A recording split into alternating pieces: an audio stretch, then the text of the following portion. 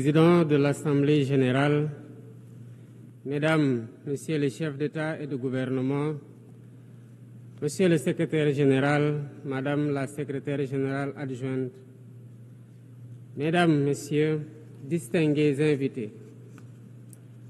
Avant tout propos, je voudrais saisir cette tribune pour saluer à nouveau la mémoire de mon compatriote, Amadou Makhtar Mbow, qui vient de nous quitter. Ancien directeur général de l'UNESCO de 1974 à 1987, il fut un homme d'État émérite et un fervent acteur panafricain de la lutte pour les indépendances. Je félicite M. Philomène Yang pour son élection à la présidence de cette Assemblée générale des Nations unies, ainsi que son prédécesseur pour sa contribution à la mise en œuvre de notre agenda commun. À travers vous, je formule mes vœux de succès dans la conduite de nos travaux. Je salue également l'engagement constant du secrétaire général Antonio Guterres, dont les efforts pour promouvoir la paix, la dignité humaine et le multilatéralisme sont plus que jamais nécessaires. Le Sénégal renouvelle son plein soutien à sa mission en ces temps de turbulence mondiale. En prenant la parole aujourd'hui, je suis habité d'une conviction profonde: l'unité dans la diversité est la clé pour garantir le développement durable et la dignité humaine pour tous, partout dans le monde. Ce thème de la présente session, qui guide nos discussions, nous invite à repenser nos responsabilités collectives et à nous assurer que les principes fondamentaux des Nations unies, définis il y a près de 8 décennies, continuent de porter la promesse d'un monde plus juste et plus équitable. Mesdames, Messieurs, nous vivons dans un monde troublé, où les principes de la Charte des Nations unies, qui prônent l'égalité, la justice et le respect des droits humains, sont chaque jour mis en mal. Les conflits s'étendent, les inégalités se creusent et les crises climatiques aggravent la vulnérabilité de millions de personnes à travers le monde. De surcroît, nous assistons à une remise en cause inquiétante du multilatéralisme, à un moment où l'humanité en a le plus besoin. Le monde doit se regarder en face, sans complaisance.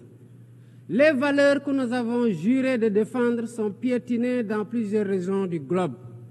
Que l'on soit à Gaza, à Tel Aviv, à Dakar ou ailleurs, chaque être humain est porteur de cette égale dignité, une dignité qui transcende les frontières, les cultures et les appartenances religieuses.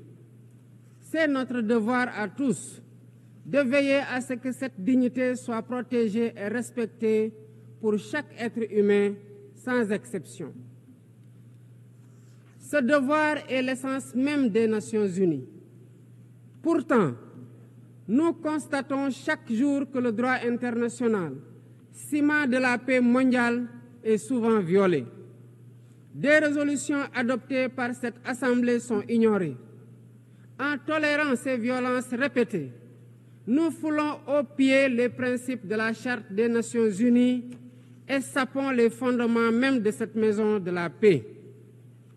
Jamais les fondements des Nations unies n'ont autant vacillé qu'en ces temps de violence et de peur et d'incertitude. Si nous voulons éloigner le spectre de la guerre et œuvrer à l'avènement d'un monde meilleur, alors il est temps de changer les paradigmes. Il est temps de remettre l'humain au centre de l'agenda international, comme nous y invite le thème de cette session. Monsieur le Président, Mesdames, Messieurs, nous ne voulons plus fermer les yeux sur la tragédie qui se déroule dans le Sahel. Des groupes terroristes sèment la terreur, pillent, tuent les populations civiles innocentes. Cette région, autrefois stable, est désormais en proie à une violence quotidienne tandis que les Nations Unies, particulièrement le Conseil de sécurité, restent trop souvent inertes. De même, nous ne pouvons pas accepter que le Sahel devienne le théâtre de rivalités de puissances étrangères dont les affrontements ne font qu'aggraver la déstabilisation de la région. Je dois rappeler ici que la paix et la sécurité de l'Afrique sont indissociables de la paix mondiale. Il est impératif que le Conseil de sécurité remplisse pleinement son rôle de garant de la stabilité internationale. J'exprime à nouveau la préoccupation du Sénégal face à la situation tragique qui perdure en Palestine. Des générations entières y ont grandi sous l'ombre de l'oppression, privées de leur droit fondamental à un État viable. Le Sénégal, en tant que président du Comité pour l'exercice des droits inaliénables du peuple palestinien, appelle à un cessez-le-feu immédiat et durable. Nous réitérons notre soutien à la solution des deux États, avec Jérusalem-Est comme capitale de la Palestine, conformément aux résolutions pertinentes des Nations Unies. Cette guerre qui n'épargne ni femmes, ni enfants, ni infrastructures vitales est une plaie ouverte sur la conscience internationale.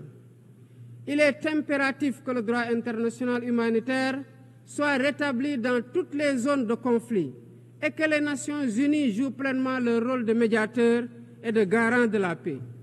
Mesdames et messieurs, la paix n'est pas seulement l'absence de guerre.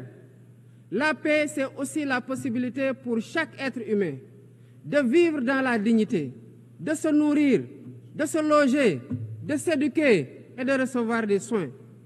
Or, aujourd'hui, plus de 750 millions de personnes ne mangent pas à leur faim et des millions basculent chaque jour dans l'extrême pauvreté.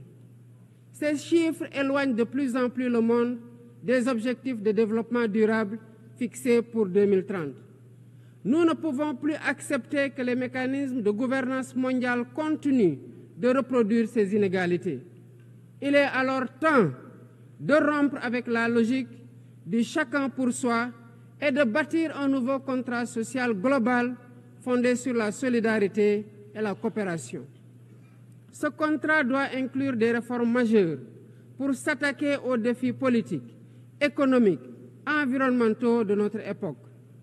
Premièrement, il est impératif de sauvegarder et de renforcer le multilatéralisme comme cadre unique d'action pour la paix et la sécurité internationale. Cela passe par une réforme urgente des institutions mondiales, notamment le Conseil de sécurité, le FMI, la Banque mondiale, afin qu'elles soient plus inclusives et qu'elles reflètent les réalités géopolitiques et économiques actuelles. Le continent africain, en particulier, doit avoir une place plus importante dans ces instances de décision. Deuxièmement, il est temps de corriger les injustices économiques qui freinent le développement de nombreux pays du Sud. Le commerce illégal, l'évasion fiscale, les flux financiers illicites et les congés fiscaux abusifs ruinent les pays en développement, notamment en Afrique. Ces injustices doivent être corrigées pour permettre à tous les pays de participer pleinement au commerce mondial et de bénéficier de la croissance économique. Troisièmement, il est essentiel de garantir avec détermination et d'agir avec détermination contre le réchauffement climatique en respectant le principe de responsabilité commune mais différenciée. Les pays industrialisés responsables historiques des émissions massives de gaz à effet de serre doivent intensifier leurs efforts pour financer une transition énergétique juste et équitable qui ne pénalise pas les pays en développement. Nous devons impérativement protéger notre planète sans sacrifier les droits des nations les plus vulnérables à poursuivre leur développement. Quatrièmement, il est nécessaire de rompre avec toute tentative d'imposer des normes civilisationnelles unilatérales. Depuis son indépendance, le Sénégal a toujours défendu l'égale dignité des cultures et des civilisations. Et cette diversité doit continuer à être la base de la coexistence pacifique entre les peuples. Aucune nation ne devrait imposer aux autres ses pratiques ou ses valeurs comme normes universelles.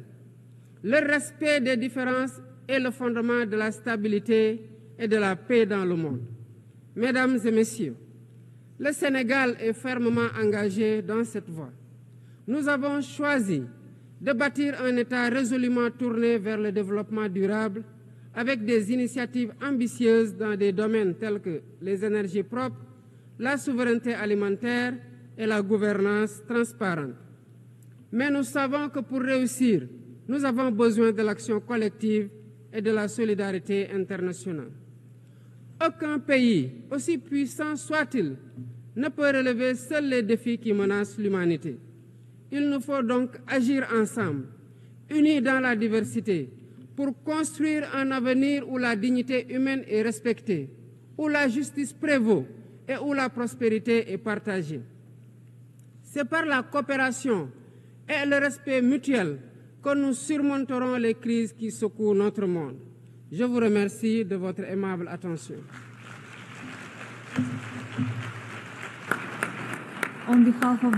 Au nom de l'Assemblée, je remercie le président de la République du Sénégal.